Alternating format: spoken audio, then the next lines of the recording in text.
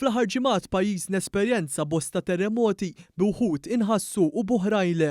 Kienu bosta li fuq il-midja soċjali wrew it-tħassib tagħhom u staqsew għaliex dan qed iseħħ.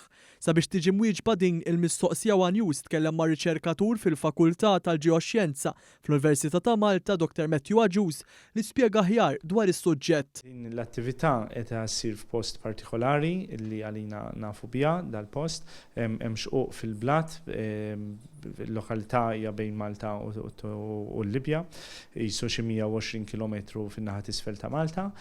Bħala terremoti għalina mhix sorpriża din kemm il-darba kien hemm terremoti f'din lokalizzazzjoni u l-attività tagħha tiġri s-sekwenza tagħha mhux pereżempju jkollok terremot b'saħħtu mbagħad tkun ħafna żgħar, ma meta tisseħħ tkun sekwenza ta' terremoti li ħafna drabi jkunu tal-istess saħħa. L-aktar qawwa għolja tat-terremoti li nħassu f'pajjiżna f'dawn il-jiem kien ta' 5 fuq l-iskala Richter u Dr. Matthew Agius qal li fil-jiem li ġejjin mistenja nkomplu nesperjenzaw aktar teżżiżiet b'qawwa ta' mhux iżjed minn dak irreġistrat. Li qed nistennew li l-attività ħad tkompli fil-ġranet li jmiss jista' jkun anke ġimgħat, imma l-probabilità li s-saħħa tagħha ħatibqa' l-istess, jiġri jekk ikun terremot tal-istess saħħa jista' jkun li xi nies iħossuh.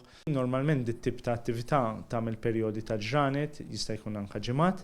Is-saħħa tagħha fil-passaġġ ġrat li tkun tal-saħħa simili, allura wieħed ma jistennix li forsi li ħad tkompli s-saħħa tiżdied.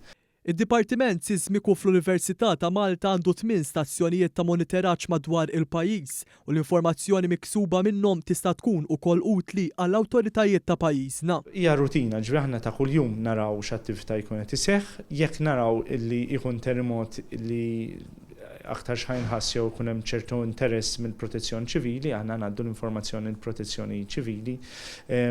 Iktar u iktar jekk in-nies ikunu qed jallarmaw ruhom allura ninfurmaw l-awtoritajiet.